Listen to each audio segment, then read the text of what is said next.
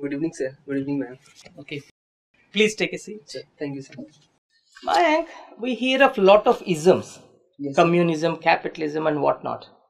Which ism is ruling the roost at the moment in India, and why do you think so?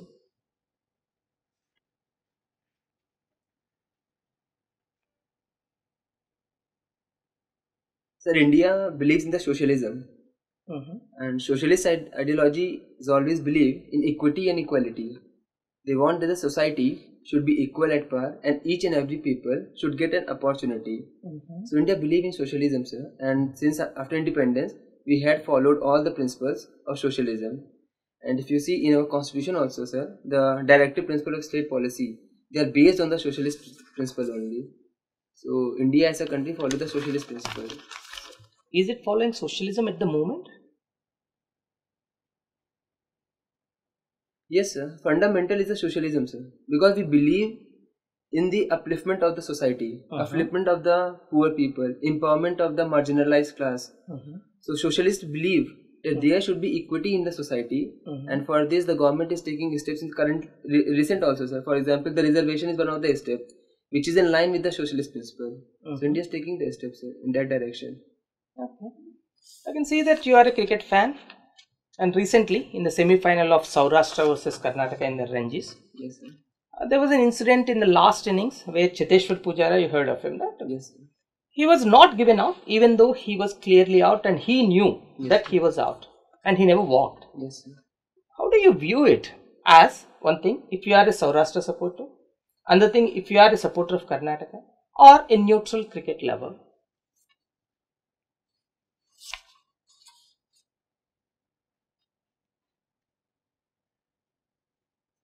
Sir, in sports, so there is a sports ethics. That is the professionalism in the sport should be the core fundamental concept while playing. So, as a player like Cheteshwar Pujara, who is a highly acclaimed player, so when he was knowing that he is out, as a professional player and as a sports ethics, he should follow this, and as a player, he should automatically went out. So, because in the past also we have seen, sir, I remember one incident about Sachin Tendulkar. He knew, and sir, even about Adam Gilchrist also. They knew that they were out and they walk out before the umpire gave the out decision. So these type of ethics in the cricket means, sir, you can say these incidences actually give the message to the society that there is ethics in the player. It is not only win, it is not only the competition, but that competitive spirit should be the ethical. So as a Saurashtra player, no doubt, sir, he didn't went, but as a player, as a team, I will support that okay, he was there. As a Karnataka team, they will think that he should move on. But as a neutral cricket lover, each and every aspirant or each and every lover, they feel that there should be ethics in the cricket. It is not only the win. There should be sir, something like the honesty with the cricket, honesty and neutrality with the cricket should be there. Then only you can be appreciated as a good player, and in the long term you can be remembered as an example. Okay. So do you think he should have walked, irrespective of who you are, whether Karnataka fan or Saurashtra or whatever it is? Yes, sir, he should walk. Okay. Right. Looking at your percentages, okay, it shows a decline in trends. Yes, sir. It tells us that like your performance in your next stage of professional life will be even worse. How do you justify your percentages, a drop in percentages from 10th to BTech? Sir, if you see my relative performance, because a percentage is the quantitative term, but if you analyze the relative performance, then only you can evaluate the ability of a person. So in my 10th class, sir, I was the third topper. In my 12th class, I was again the third topper. And in college, sir, I got the honors degree. So as relatively, sir, I performed very well. And sir, these percentage just only quantitative marks. And if I has been achieved in my life in 10th, 12th and college, then it shows that I have the caliber and the potential to achieve much high in my life. Okay, do you believe in it? Right? Yes, sir. Okay. Have you, as a professional, ever handled a crisis? A difficult situation, it was really a crisis. Have you ever handled such a situation in your professional life? You already worked as a probationary officer, yes, sir, with Allahabad Bank, right? Yes, okay. Sir. Have you ever handled a crisis? Have you ever handled a crisis? So can you explore the question, sir? Okay. Yes, sir. When you were a probationary officer with Allahabad Bank, Yes, sir. have you ever handled a difficult situation which could be called a crisis? A really difficult situation. A really critical situation. Yes, sir. I remember one incident, sir. Mm-hmm. Sir, it was Saturday, and Saturday, sir, as you know, bank is a half time, sir. Mm-hmm. So one old person came and he was withdrawing the money. Mm-hmm. Before, when he entered the bank, sir, Mm-hmm. 2-3% are following them, Mm-hmm. and he withdraw around 25,000, 30,000. I didn't remember, sir, right now exact amount, Mm-hmm. but he withdraw some money, Mm-hmm. and these 3 followers who followed that person, they followed them, and on the way, they murdered that person and snatched the money. Mm-hmm. Later on, their family member, they came to the bank, and on that day, sir, I was only the charge of the bank. My manager was absent on that day. Mm-hmm. So when the family member, they came to my branch and they told me all the incident. We have a CCTV camera in my bank. We observed the pattern, and I followed, and I saw that that person was followed by 2 persons, and they were wearing shawl. That time of the winter season. Mm-hmm. So they followed them, and when he went out with the withdrawal money and all this, he was illiterate, so they have to fill the withdrawal. He was in the bank for 2.5 hours, and these 2 persons were only following them. Where he used to sit, they followed them. So by this, I just came to conclusion that these 2 persons might have some connection with this person. I called to the SHO of my area. He came to that place. He came to my branch. Then we followed, and I gave the CD to him. And finally, sir, they investigated the whole case, and they came to the conclusion that these 2 persons were culprit. Okay. And so, but it was solved after 2-3 days. But in Monday or Tuesday, my manager was again absent for 3-4 days.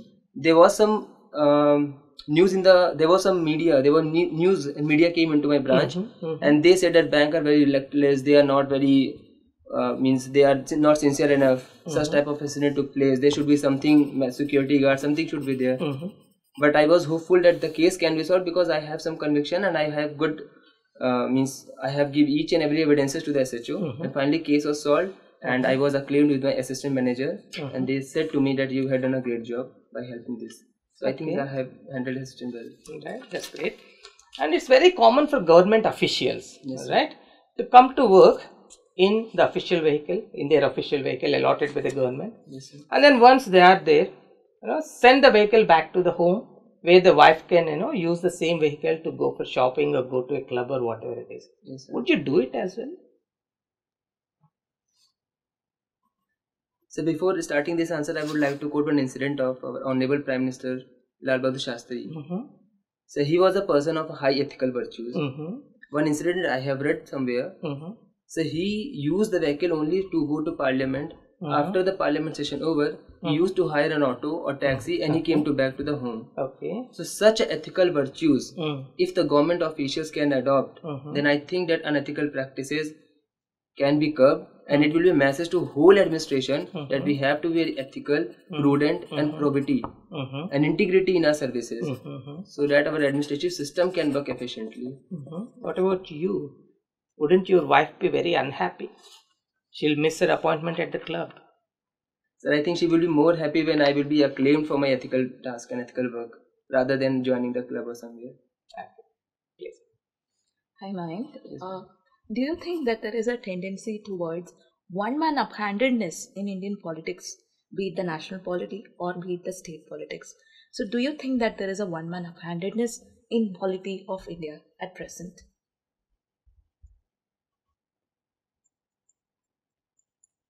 Ma'am, India is a republican democracy where the people elect the representative according to their own choices and according to their own will. So it is, instead of saying one man uphandedness, we have to respect the will of the people, because ultimately they have the sovereign power. If they want and they believe that this leader is capable enough and he can take care of the country, then we have to believe it and we have to accept it. And it's the power of people. They can decide whether we have to give this man power or that man power. So it is not the question of one man uphandedness. We have to believe in our democratic system that people are capable enough to choose the right leader. Okay, but do you think there is too much intervention from the governmental side, be it on the judiciary or be it on the CBI? Don't you think that there is some sort of intervention from the government, be it from the party politics or be it from the government itself, upon the institutions of India?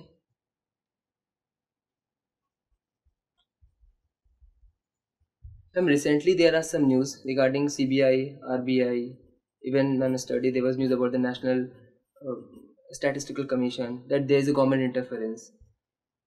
But when we have to see that executive bodies like this government and these departmental bodies, they work in concordance and they work in consensus. It is not the government interfering them. Like when, for example, I will go to RBI.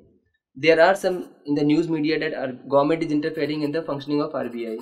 But government and RBI, they both have to work together for the efficient working culture in the country. It is not the interference. They have to come with the consensus while making any decision.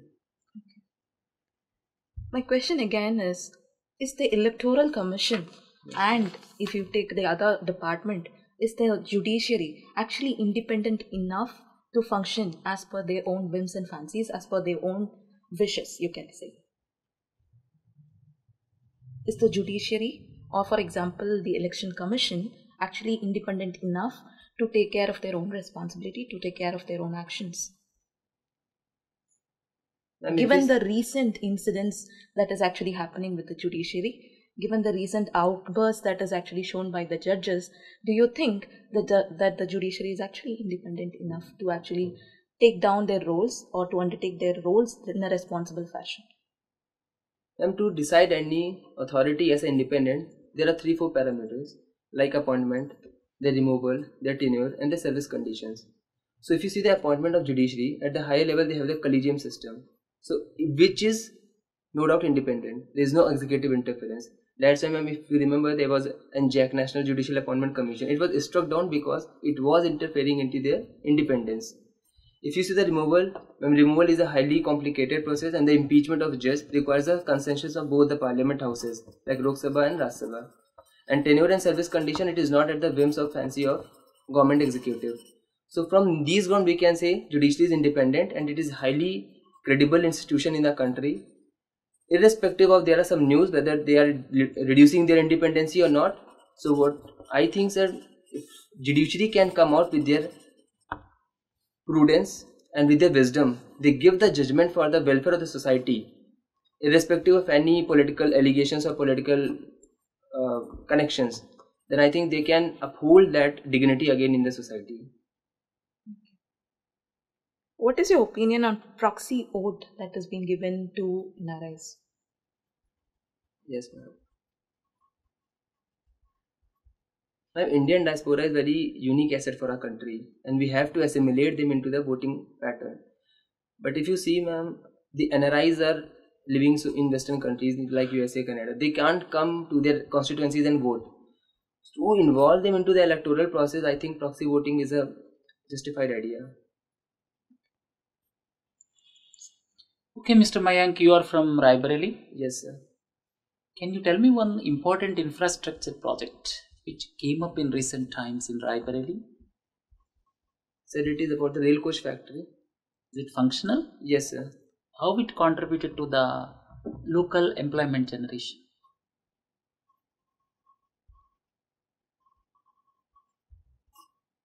Yes, sir. So the area where this rail coach factory has been established, the land which was acquired by the government, the people who had lost their land, they have got the compensation amount. First, they have got the money for their land which they have contributed to the government. Second thing, the agreement was that the land which is coming under the rail coach factory, the family which are affected, their children will be deployed in the factory itself. So they have got the permanent employment there. And third is, sir, now they have operationalized this function and they have making some rail coaches. So overall, sir, some engineers, some technicians, they are also getting the employment there.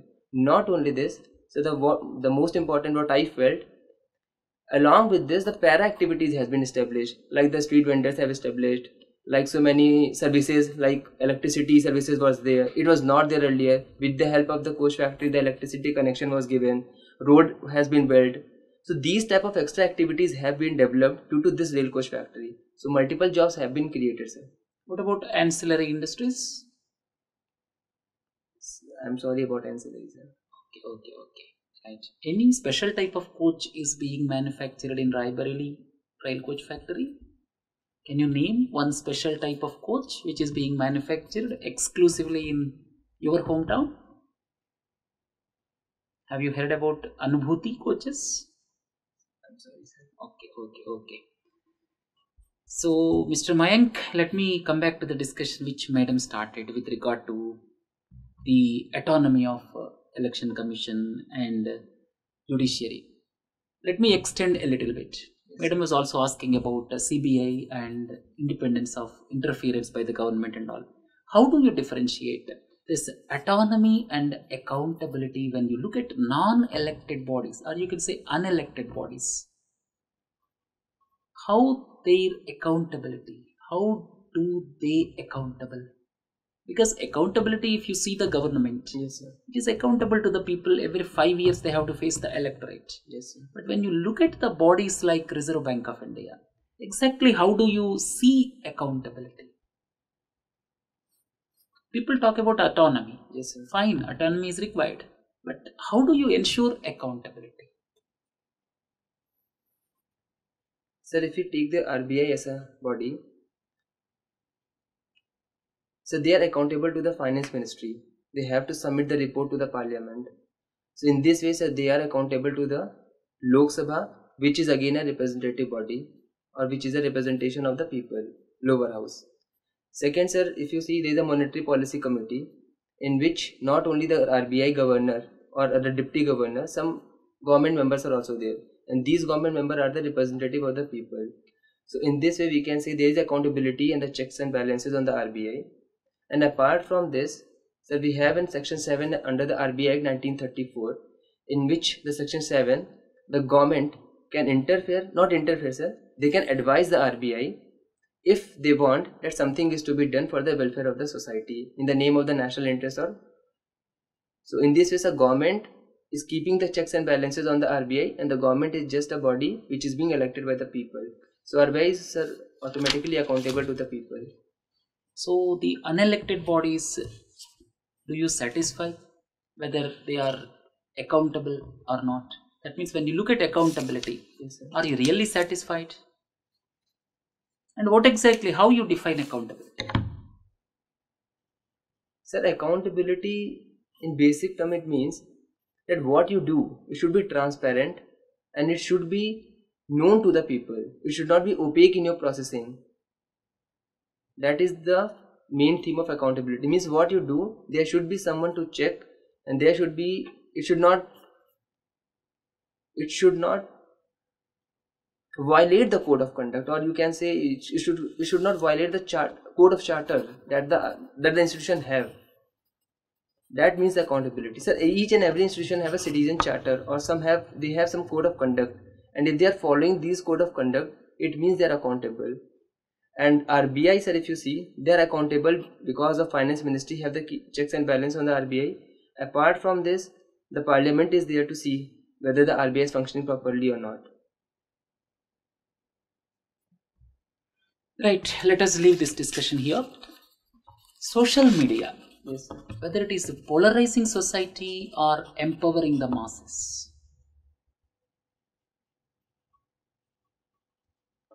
So social media is a platform where people can express their views, and it is a two-way communication process in which the social media, so it is actually empowering the society because it provides a way to express the views.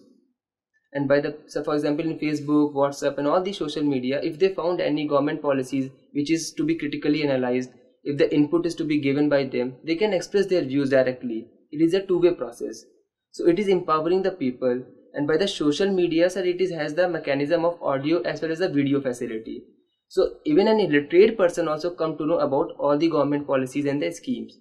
In this way, we can say it is empowering the people, because the people are getting aware in the remote areas itself. And on the other hand, if you see the polarization, what you have asked, sir, somehow, sir, there are some fake news or the rumors or hate speeches or defamation cases due to which they create some type of polarization in the society, because the fake news do not have any authenticity of the news or authenticity of any news or reports, due to which what I feel, a society should be socially aware, and they should have critical reasoning to look out what is authentic and what is not authentic. Apart from that, to prevent the society from polarization, the government should take some steps, like they are coming with the social media communication hub, and they are in their communication with the Facebook as well as WhatsApp, that they have to report any unlawful content so that it can be prevented. So in this way we can stop the or prevent the fake news or the rumors, and we can make the social media as a tool which is only for the empowerment. So tell me one classic example where masses are empowered because of social media.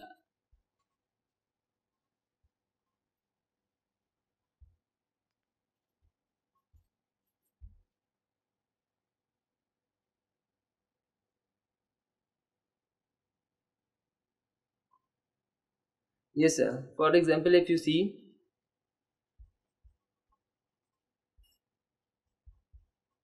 so there was debate on net neutrality that time, and it was being the free basic, like Facebook was coming with the free basic and Airtel was coming with Airtel Zero. That time people were not aware about the net neutrality, but due to social media, the people get to know about the net neutrality concept and they oppose it. Mr. Mayank, let me intercept. Yes, sir. I am talking about masses. When we are talking about net neutrality, at that time the internet penetration was not up to the extent what we have now. Yes, sir. So basically net neutrality debate and pressure because of social media, all those things were middle class, above middle class. I am talking about the empowerment of the masses. Any issue pertaining to empowerment, you have to take from the masses, downtrodden. Okay, sir. Can you tell me any example where masses are empowered because of social media?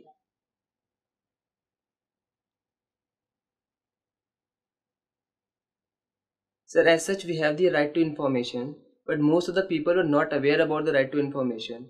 But now, with the help of social media, so they are aware about the right to information, and they can file or they can come to know what the institution are doing or not doing, sir. Right, Mr. Mayank, I am leaving it to your judgment. And the next important question, I would like to ask you one thing. Because of GST, there is a perception of forced formalization. Yes. Do you agree? Do you know what is the difference between formal and informal? Yes, sir. So, has it led to forced formalization?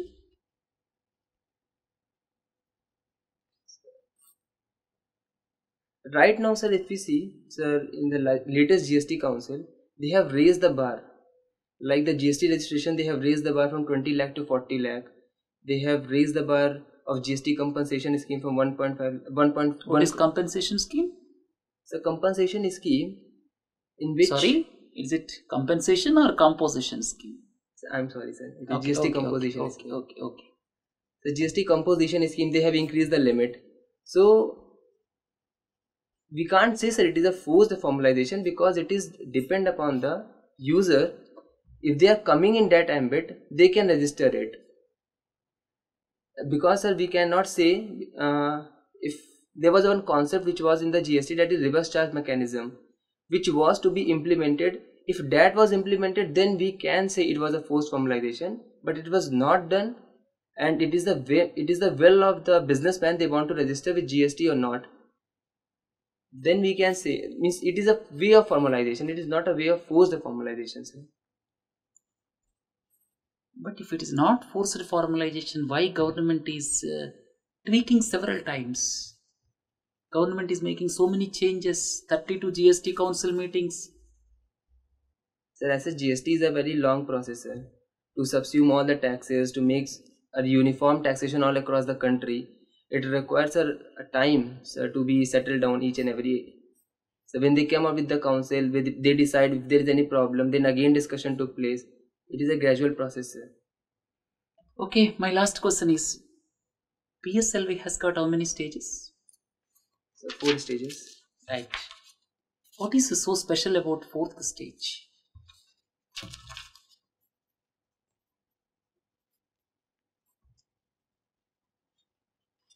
Recently, ISRO has gone for some innovative concept of using the fourth stage for experiments. Do you have any idea about it? I'm sorry. Okay. So, Okay. I'll just ask you one more question on the social media. Yes, sir. Right. It is social media, so there is socialism in it, isn't it? And you love socialism as well, it seems. And shouldn't it be owned by the people themselves? If you look at the instruments of social media, they are not owned by people. They are owned by corporates at the end of the day, right? Don't you think social media should be owned by people themselves? So it is just a platform where the people only express their views. So that platform is to be provided by any business, or it should be provided by the government. It is a social media, sir, because the people have the free to express their views. So that's why it is called as a social media. And it is owned by the people themselves, because according to them only the decision or anything can be decided. Okay. To conclude this, Yes, I would like to give you our ideas on how you have performed actually. Yes, I'll start with each question. And for my first question, you're okay with the answer was okay, adequate, I would say. When it comes to the crisis you faced, it was a long-winded answer actually. The content of whatever you have stated could have been more condensed, in the sense that if you took 2 minutes to answer that, the same thing could have been told in 45 seconds, right? Okay. Except that long-winded part, the answer was good. Okay, so you did really face it, so we could sense it actually, right? Okay, you didn't fake it, you faced it. It seems so, right? Okay. And then regarding the vehicle, sending it back to your wife, okay, you started off with an example of the most ethical prime minister India has ever had, Lal Bahadur Shastri, and it was good actually. The example was good, and then the way you concluded the answer was also good. And Mayam asked you about one-man upstandedness, in polity, and you have come out reasonably well from it actually, by saying that you have to respect the will of the people and then the democracy. That was good actually. You cannot contradict the fact that democracy rules in India, whether it does or not.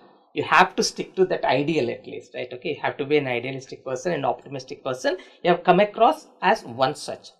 And then again, the Mayam asked about intervention by the government upon the institutions. And then you have quoted examples. You probably paused for 5 seconds. That's not a long time. It took your time, but you have come out well actually, right? Okay.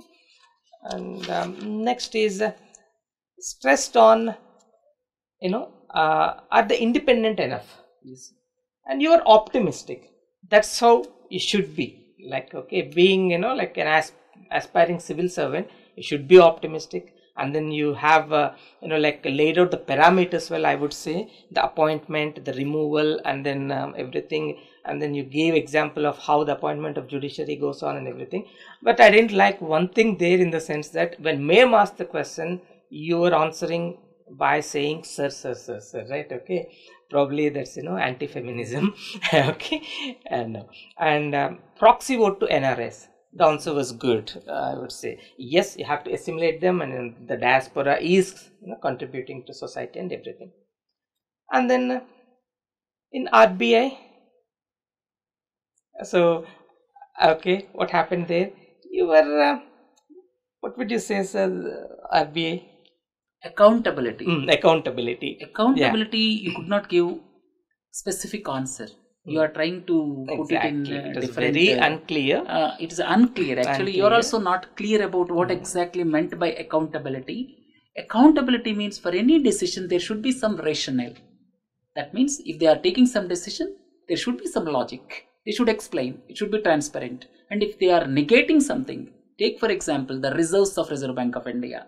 Now it is 27%. So whether 27% required or not, it should be justified. Right? For any decision, the prompt corrective action framework, there is a stringent framework. If Reserve Bank of India feels it is required, let them come out openly. This is required for this reason. This is required for this reason. For this stability, this is required. So like that, there should be rationale for the decision. And accountable in the sense, you see elected bodies, they are accountable to the people. If you take the Prime Minister, if you take the ministry, they are accountable. Once in 5 years they have to face. But when you look at the accountability of the organizations like Reserve Bank of India, that should be based on logic, rationale and transparency. That is the main aspect, because they are not accountable directly to the people, in fact. Right? And of course, the mechanism of appointments and some checks and balances. What you told Parliament, that the report is presented to the Parliament, but it cannot be a real check actually. It's okay, but there are some other aspects which I would like to discuss you separately. Okay, but it seemed as if you just use some words or phrases that very disparate words rather than a cohesive answer. Not cohesive answer. It wasn't cohesive. You just used some words or phrases, but you couldn't convince us with your answer. And again, when it comes to Raebareli, what happened in your first interview sort of repeated a bit in the sense that in the first interview when Amrita ma'am asked you about Raebareli, you weren't too enthusiastic, and then madam had to coax the answers from you. This time, okay, you have come out with the project, and you have reasonably explained the effects of it actually. So basically, the ecosystem develops. So direct benefits and indirect benefits, direct jobs and indirect jobs, and then whatever it is, and but you miss the ancillary units part. That's very important. That's very, very important. Whenever any industry comes up, the ancillary industries, they produce more jobs than the actual industry in most cases. In big engineering companies, that's what happens.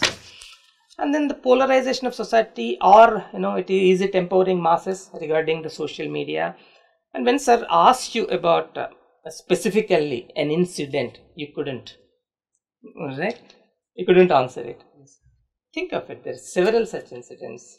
Okay, but apart from that, your answer was holistic, I would say, in the sense that you defined what is social, how it empowers, and then at the same time there is a chance of polarization, and then the steps being taken. That is a holistic answer, except the fact that you couldn't specifically name an incident where social media empowered masses. Think of it. And just my advice is, whenever you are talking about any effect of some project or program, try to think about the masses, because our eyesight normally goes towards above middle class or the cluster of the society which we are accustomed with. But try to go down and try to give the examples from the downtrodden. That is very, very important. Okay, and when it comes to forced formalization, okay, you were wrong with the composition or compensation. That's okay, the slip of tongue, yeah. And you supported, if there is no problem with the GST assets, sir asked you why so many changes, and you have supported that. Support is reasonably well articulated, I would say. But little bit more knowledge is also required. Exactly. More knowledge is also required, because forced formalization means, because filing of the returns, it puts heavy burden on small enterprises. It takes away a lot of money. They have to go to chartered accountants, and they are not well aware about the processes. So all these things puts additional costs on the small enterprises. So that's why people call it forced formalization. So you could not explain that point. And then for the last question, PSLV, obviously you didn't answer it. Okay. Apart from those, when I asked you some questions, where you had to narrate something that happened in the past, I'm not talking about the language or grammar as such, but what is happening is your narrative is a bit confusing, in the sense that did it happen in the past, or is it happening now, or which happened first and which happened later? That's because of the what I can say is lack of proper understanding of tenses. Okay, it comes down to English. It doesn't affect much when you're talking about current affairs or issues that are of relevance now, or what is happening nowadays. But when you have to talk about what happened in the past, a bit careful usage of the language would be good. And when compared to your previous interview, this time your articulation is good, your confidence levels have gone up, and apart from the minor hiccups, I would say you have stood by your opinion, and you tried to articulate your opinion with logic and reasons. But as sir said, you should employ more statistics, more examples, more concrete information. If you do that, you definitely do well. If we have to quantify the improve from previous, I would say 30 marks. Yeah, that should do. Okay. It would improve by 30 marks. That's the quantification of it. Okay. Thank you. Thank you.